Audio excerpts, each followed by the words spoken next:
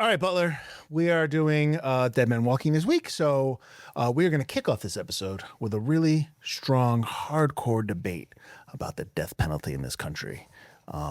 So let's begin, Mike. All right. So I feel. Ladies and gentlemen, please notice that exits are conveniently located at the front and rear of this auditorium.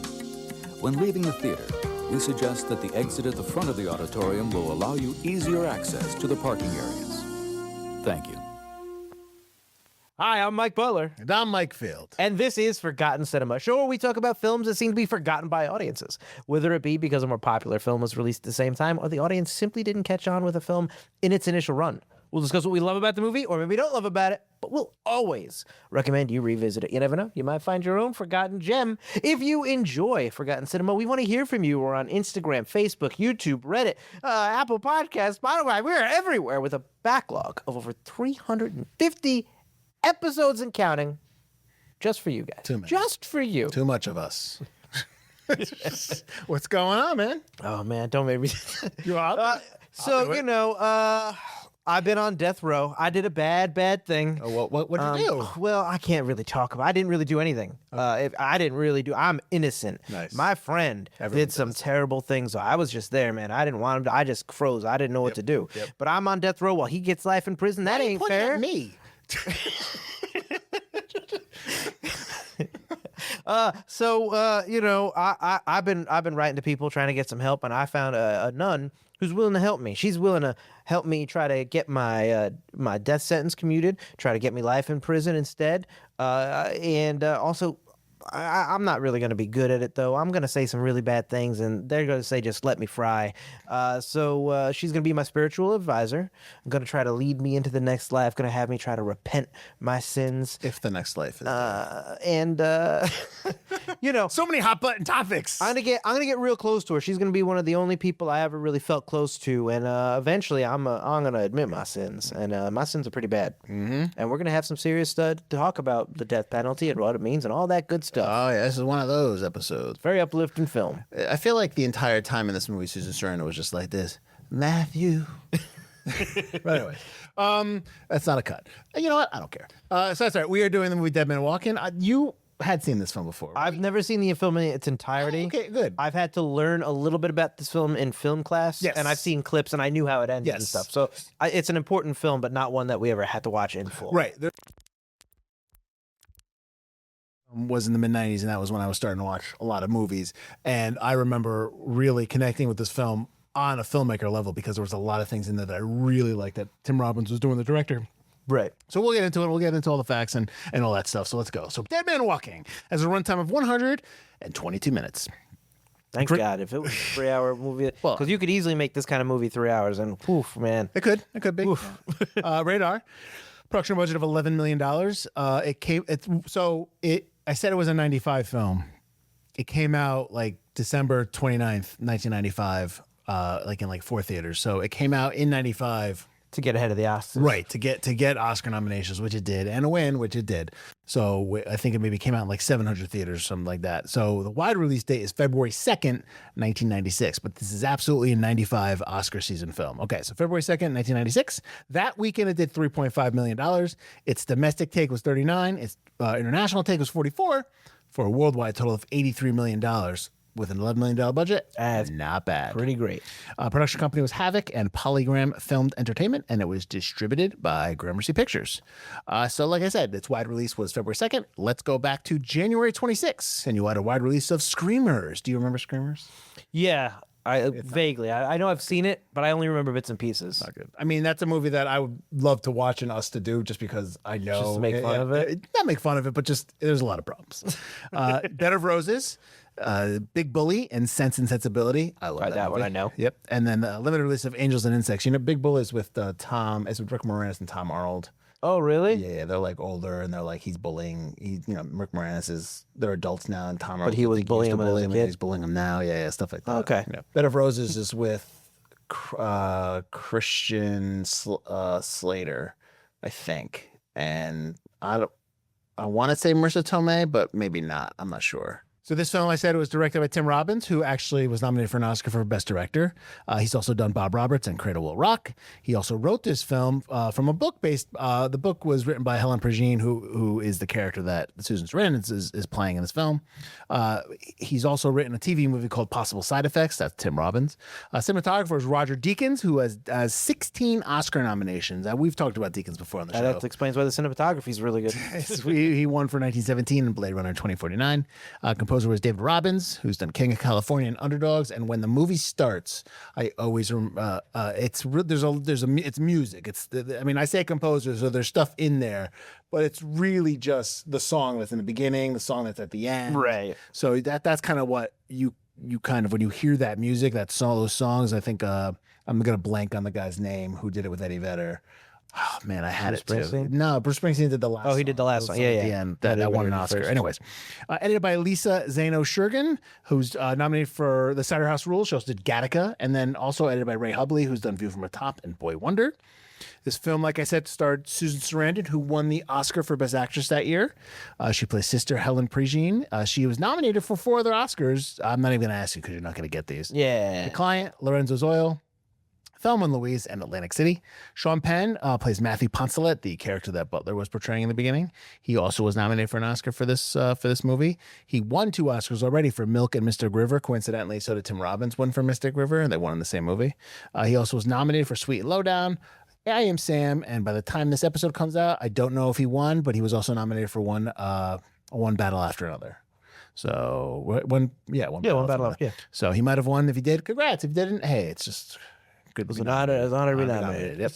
Robert Prosky as Hilton Barber. He is the lawyer that helps Matthew towards the end. He's in Thief, which Butler loves and I love too.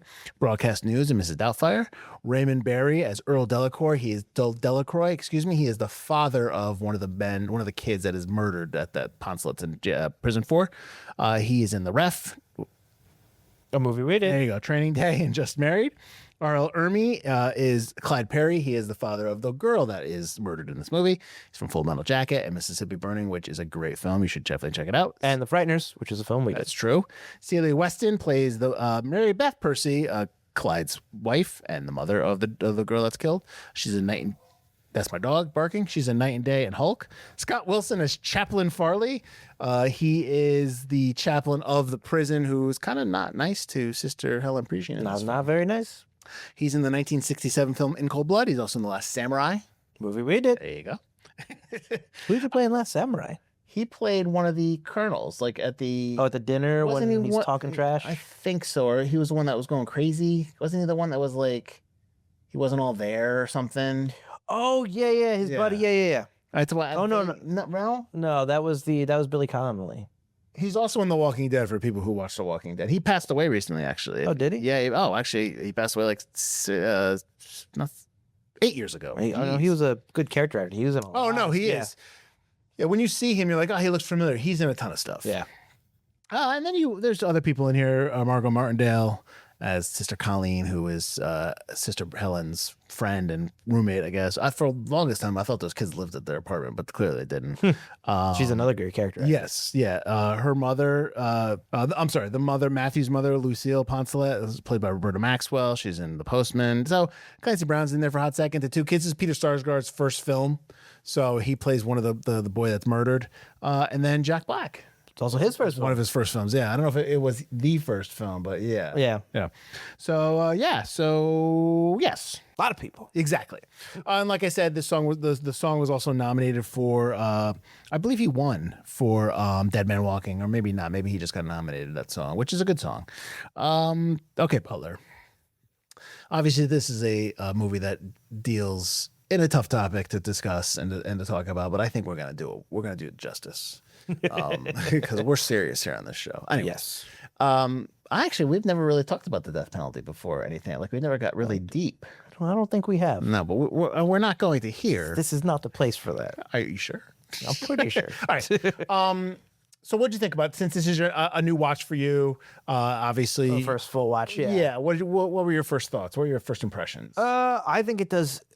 I have a couple of like little nitpicks here or there, but this movie is really, really We'll great. save that for the nitpicks. Yeah, we'll get there. But I think this movie does a really great job at depicting both sides of the argument, at giving you not a gray zone where it's like, oh, we don't want to take a stand. I think it does take a stand at the end, but it still presents both arguments as valid. And that's really tough to do and do well, and this movie does. But like you said, the thing that really stood out to me in this film is the filmmaking. The cinematography is great. The way the movie kind of moves, it just starts, and in a good way, and in a way that in a lot of dramas like this, there would be so much buildup, and you would just be waiting for you to get to the story. But what's her first name? Helen? Helen's story starts with her, teaching class. Okay, she teaches the class, and then immediately she gets a letter from Poncelet, and immediately she goes to the prison, and immediately their story together starts. And I really, really think that's a great way to handle this film.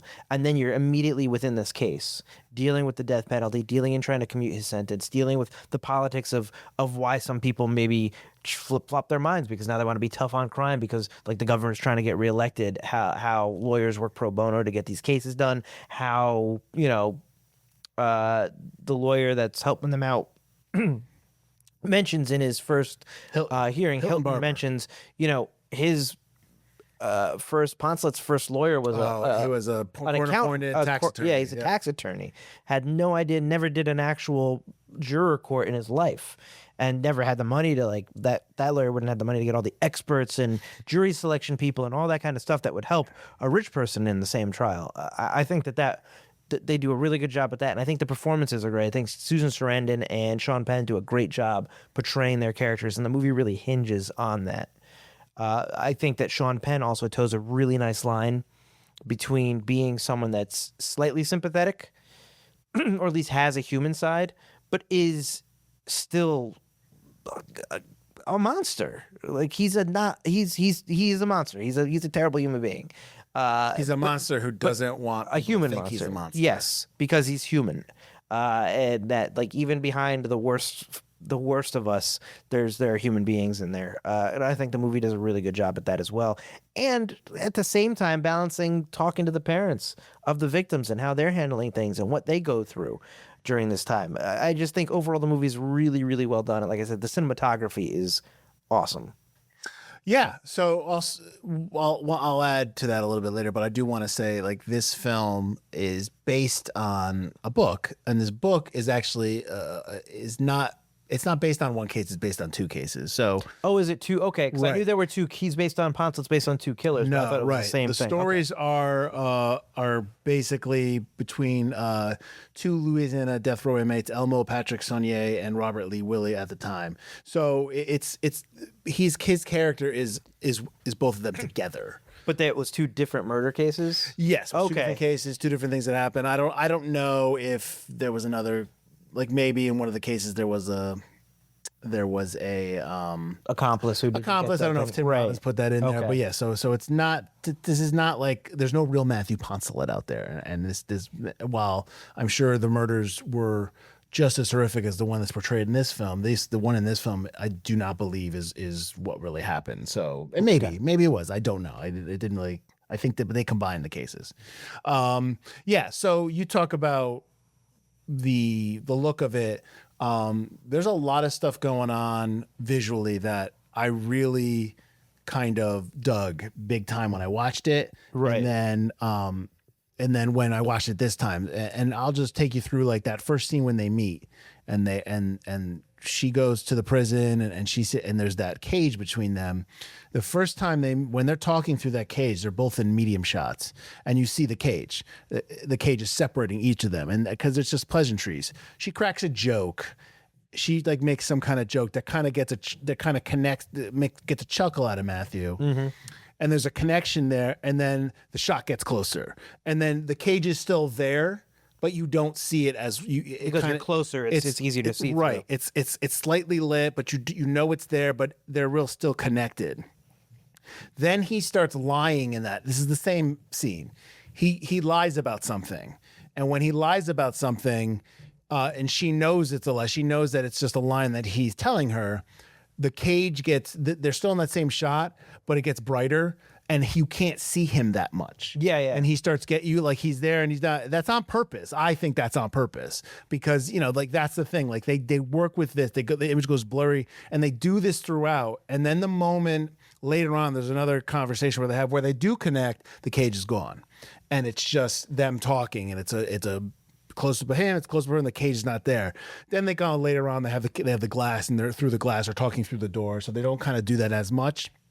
But in that opening scene, like that scene when they first meet, when I watched it the first time back in 95 and 95, 96, I was like, oh my God, like I recognized that. And that was kind of like my just the kind of the power of, what you're trying to say in a scene. It's not just two people talking, what you're trying to say visually to kind of like show the connection between two people. Same thing happens in the movie Donnie Brasco, and if we ever break that down, I'll talk about that scene as well. But there's a scene in there that happens that kind of relates to that. So there's a lot of filmmaking stuff going on in this movie that I really, really like and agree. And I totally agree with you that you have to have two people in this film that are really good actors because we're essentially watching a conversation throughout an hour and a half of this film. Yeah.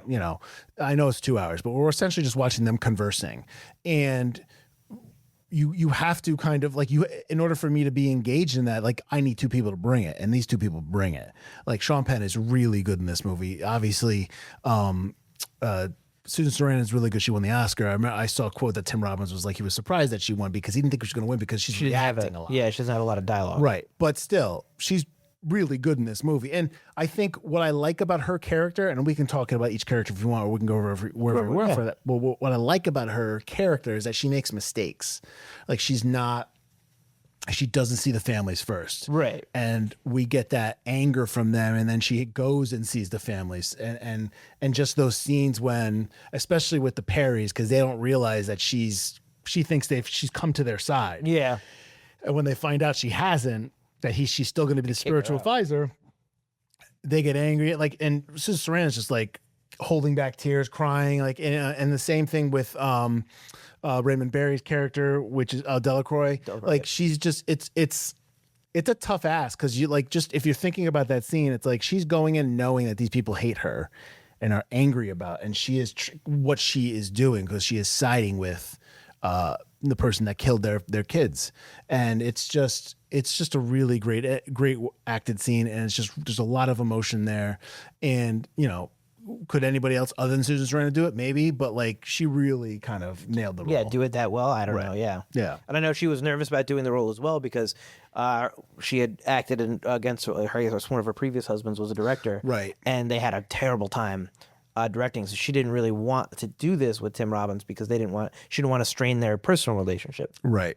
But it worked out. It's good they did. Yeah, absolutely. The other point you had brought up was the portrayal of the death penalty, and sure. And I got a quote here from Tim Robbins, and we can go off of this a little bit. He talks about how this film, because this film is obviously about something that is a political issue. It becomes a political issue. It's a morality issue. It's a political issue. But Tim Robbins talks about how this movie is not directed at Democrats or Republicans. It's directed at morality, which crosses political lines.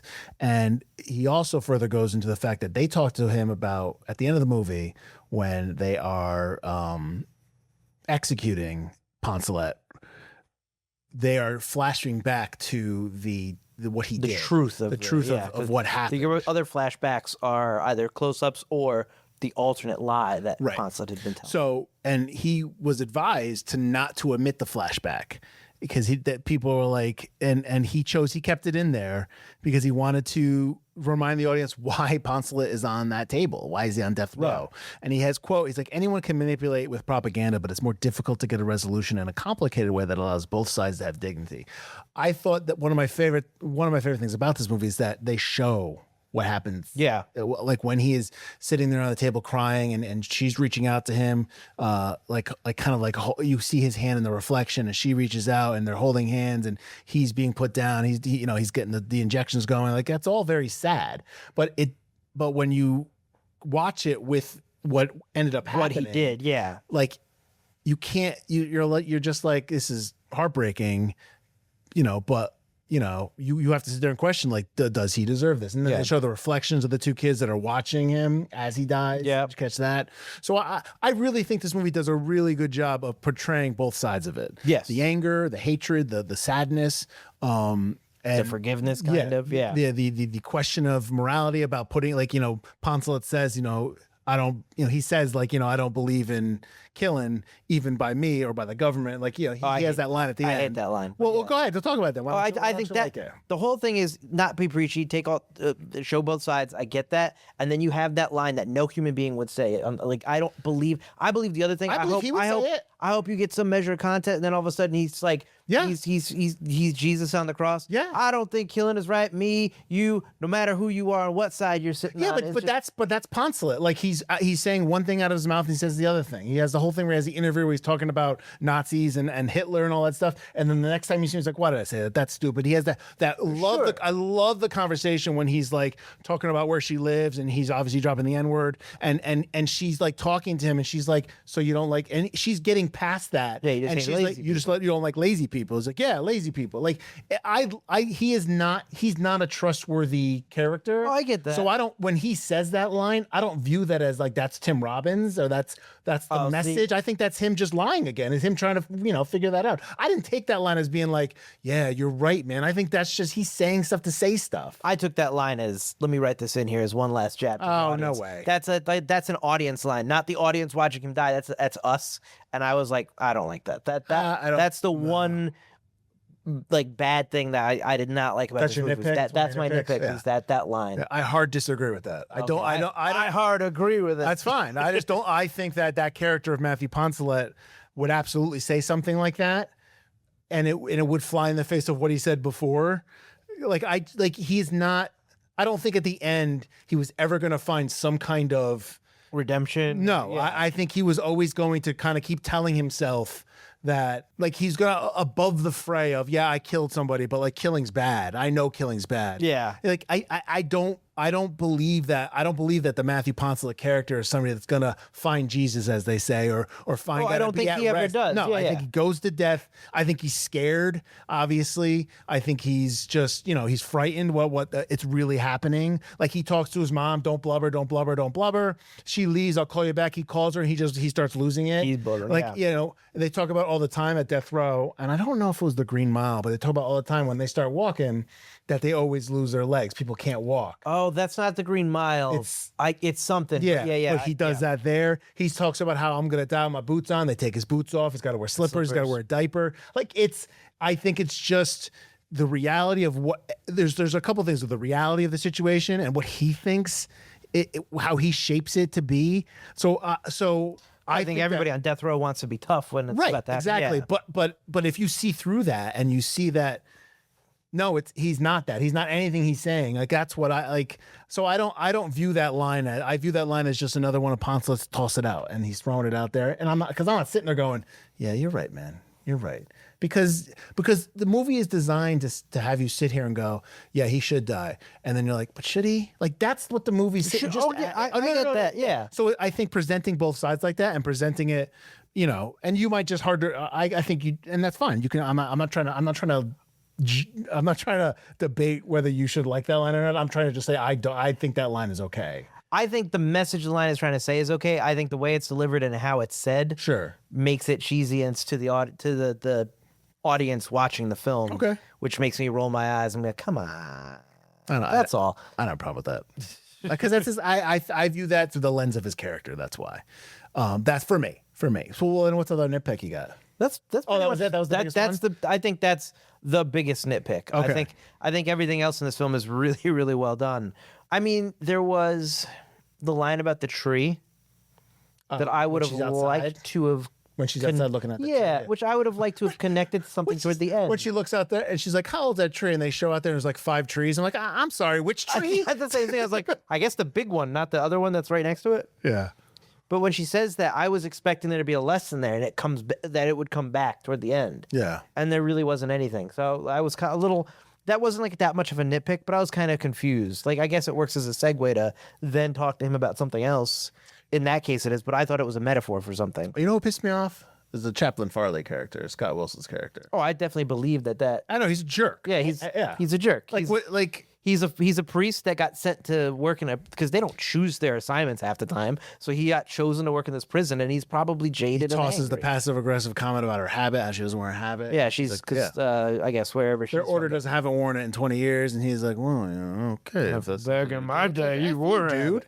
I got to wear this stupid collar. You could wear a habit. He's quoting her the Old Testament, and then she quotes back the New Testament. Yeah, which I was like, yeah, tell him. But then I was wondering what the fainting was. I was wondering why we had that in the movie. I mean, I assumed it was because it really happened. Okay. But it's an excuse to get Poncelet away from her and then to show how now dependent he is on Helen. Like, he needs Helen there because without her, he's a scared child. Right. That's what I thought it was for. Okay. Like, that really happened, and also then this. I also like the note about they added it to the film because it actually happened as she was driving away. Yes. And that's when Clancy Brown's got his... Yeah. Was he not... I guess he wasn't... not working at that time? I guess he just wasn't, and he was in the area. I thought he was around. When was SpongeBob? Oh, SpongeBob was way after that. SpongeBob was probably 99, 2000. Okay, so I guess maybe he's just starting out. Well, no, Clancy Brown's in Highlander. So he's still Clancy So Brown. do you think he was just hanging around? He might be friends with Tim Robbins and hanging around that day. All right, yeah. But I love that she gets pulled over for a speeding ticket. How much were we doing? 70. Wow. Last time I gave a ticket to a tax accountant, I got audited that year.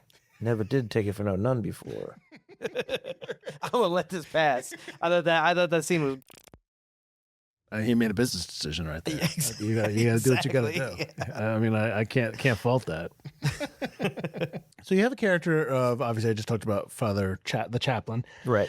and Sister Helen Progene, but this movie doesn't really dive into religion too much. You know what I mean? It more keeps it on that moral compass. Well, because when you talk about religion like that, then you're losing like half your audience. Yeah. You're just like, that's not within society. That's not a. Do you think that was a choice?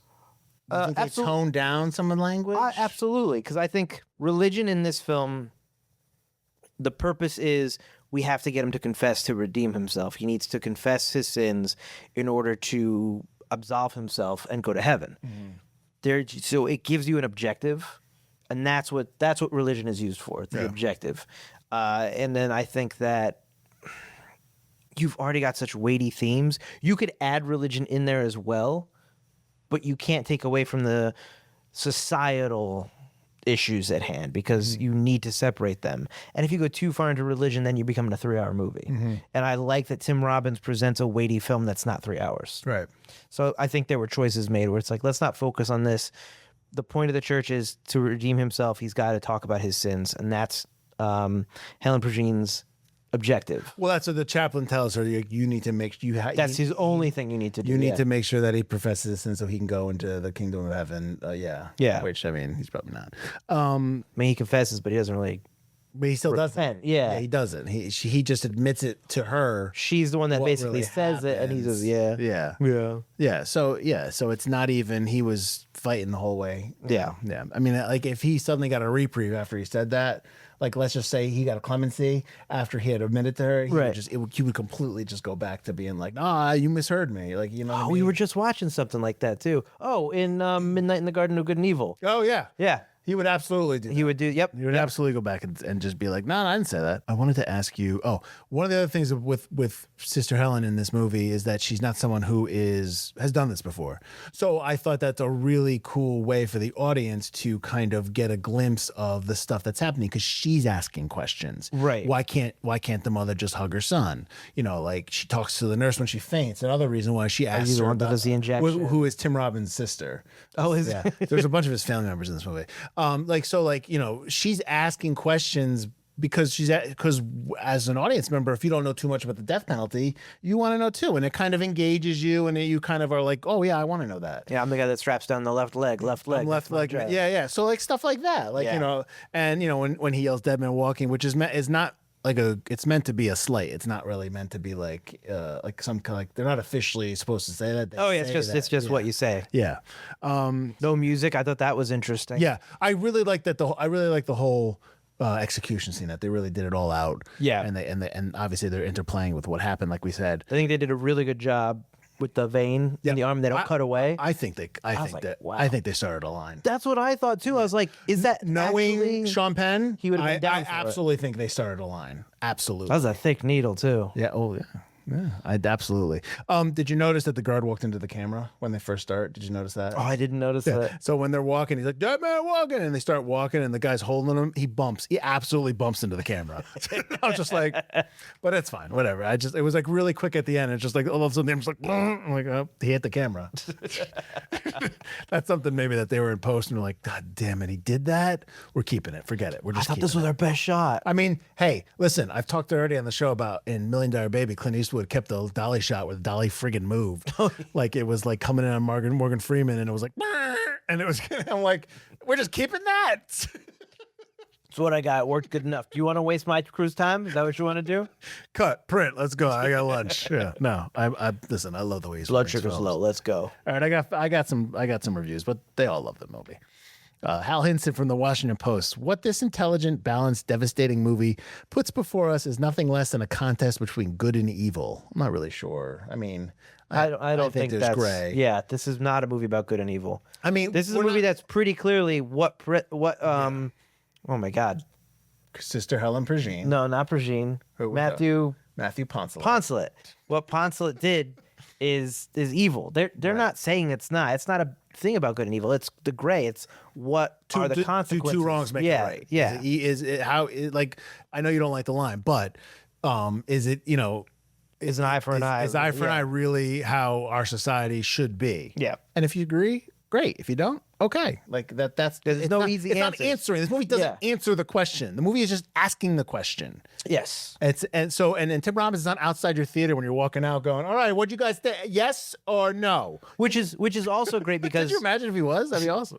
Tim Robbins. I think Tim Robbins says in one of the notes, he's like, and he didn't think he'd be nominated or he didn't think people would connect because he has such strong viewpoints himself. Yes. So I think it's a very interesting and to his credit that he can make such a balanced film. Well, here's the thing. I think back in 95, he wasn't quite 94. No, he obviously he's very vocal about things. Yeah. But like this is not the age of social media, so it's not like you know what I mean. Like if true, people don't really know. Some people know put it on blast, but that if they pay attention, if they know, right. So if it doesn't get blown up on TikTok, yeah.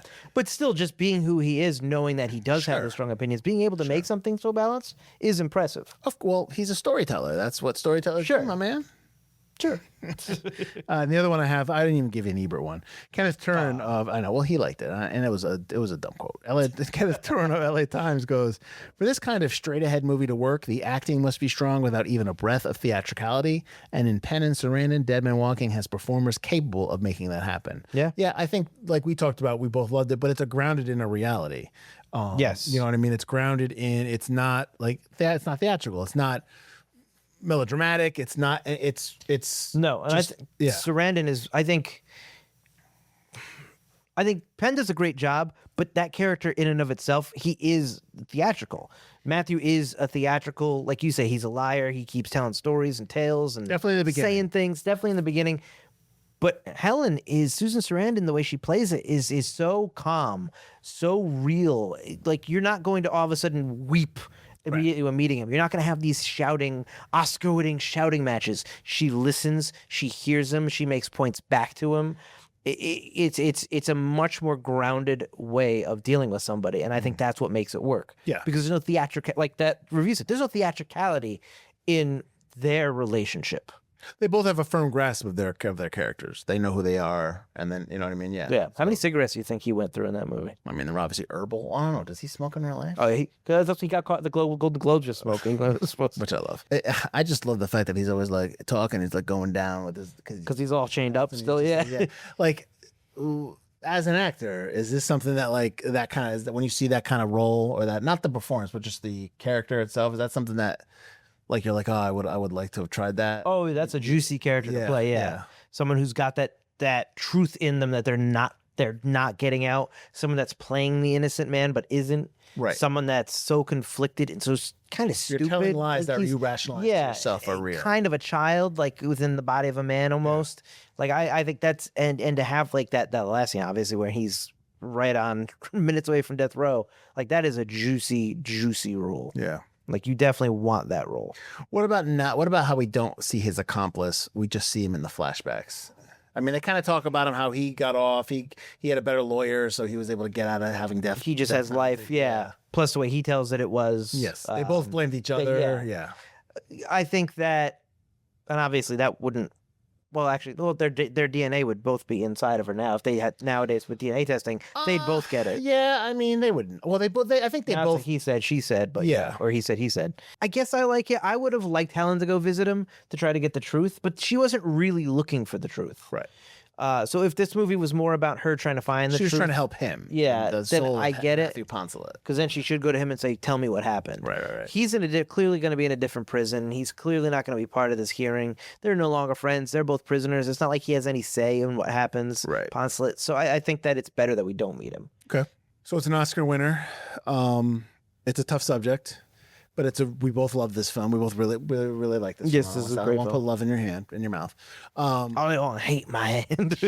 Who do you recommend this to? Anyone who likes film, anyone who loves filmmaking, I think this is a fantastic film in terms of acting, in terms of Roger Deakins. We didn't even talk about the fact that how much it uses reflection. Okay. I think that's amazing that ahead. it uses reflection. Whenever they talk to each other, Poncelet and Sister Brigitte, there's always a reflection of the other one in the shot, and they use it like they're there, but they're not there. Right. And it's like they're not on the same level. And you don't get that. They're never really in the same scene and we talked about the cells. They open up as it goes. Yep. And the final cell is she can almost stick her head through But it. they never touch until the final moment before. And then she put finally into that touches her room. hand, Yes, and they're yeah, both yeah. together. It's the first time they're really in the same room together, other than when he's with his family, but she's on the side. Right, she's not part of that. Yeah. Yeah. And I think it's just amazing dealing with reflection in the way they do, because it's like the person is there in the same shot, even though they're not. And like, that is awesome. And like, I never really paid attention to Roger Deakins until he started getting nominated for things like Skyfall and Blade Runner and all this. And I'm like, wow, this is really cool. And he definitely has now he's got his own kind of modern, sleek cinematic approach that looks really, really cool. And I dig. But watching some of these movies we've done now in the 90s where he's doing stuff is like, he's doing stuff in the 90s with film. minimal equipment, with film that is just really impressive and nice, and not like super fancy like he does now, which, like I said, is awesome. It's just awesome in terms of a storytelling kind of way.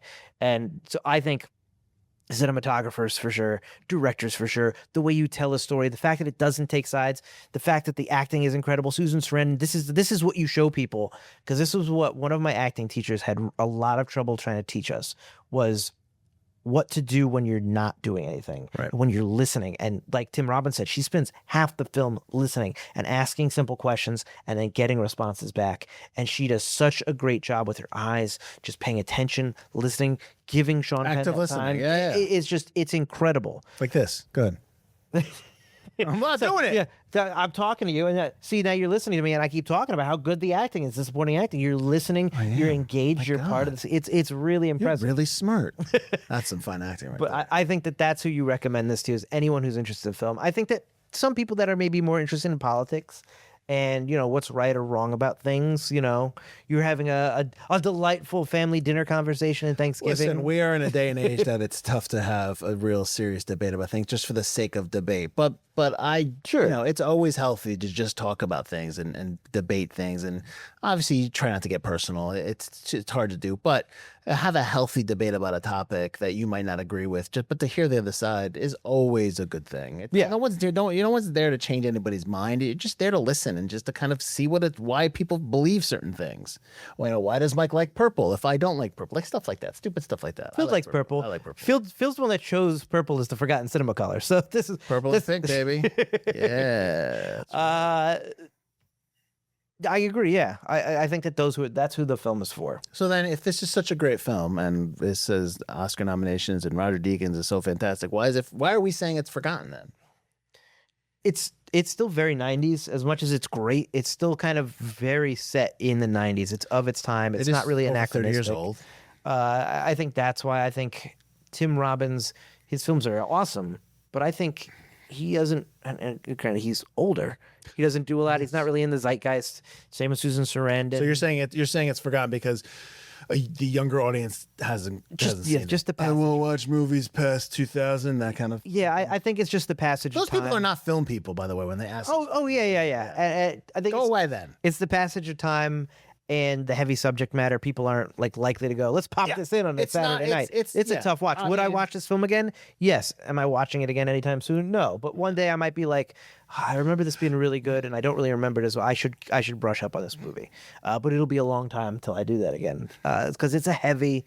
It's film. Definitely a film that you show in film class, like you said, because you want to talk about the elements of the movie, because it's not, I don't want to say it's perfect, but it's execution of the combination of storytelling, cinematography, shot selection, framing, blocking, the story that is really strong. It does a really good job. And that's very rare for a movie to just hit on all that stuff. We're in season 20. This is the end of season 24. Yeah. And we talk about it all the time where films don't execute what they're supposed to, or that we don't connect because they're just missing something. This film does not have that. This film has all of those and more. We could talk about this. I could break down each scene just because, like you said, it's the filmmaking side. There's a lot of stuff going on that I love. All right, so tell them where they can find us. You can find us at ForgottenCinemaPodcast.com or wherever you get your podcasts. You're watching, listening to us right now. Rate, subscribe, comment down below. Not stuff about what you think of the death penalty. This is not the place for that debate. Just what you think of this film. What's your favorite? Yeah. What you think of Tim Robbins' performance or performance as a director. What you think of Sean Penn and Susan Sarandon's performances in the film. All that kind of good stuff. And then join us as we go into our lead-up series, our now showings. I don't know when this comes out, probably May or June? Probably May or late April. What is it right now? It's the end of February? Yeah, when we're recording. Yeah, it's definitely May. Okay. April or May. No, because the next season starts 1st of May, so this is the last of April. Okay, so you're at the end of April. I don't know Happy spring. I don't know where our now showings to lead us, but I'm sure we got some. Go check all those out. And then go to Forgotten Cinema, patreon.com/Forgotten Cinema to join our Patreon. You can join for free just to keep up with what we're doing, or you can become a paid subscriber for just $3. You get exclusive episodes, our look back series. You get double voting power on our audience choice episodes. You get to talk with us on the Patreon chat. You get merch discounts. And go there, check that out. Go to our Etsy shop. Should I give some look backs and do some merch? All right. Yes, awesome. So thank you for watching. Thank you for listening. As always, I'm Mike Field. I'm Mike Butler. And this has been Forgotten Cinema. Let's talk to Death Penalty. Oh, dead man walking.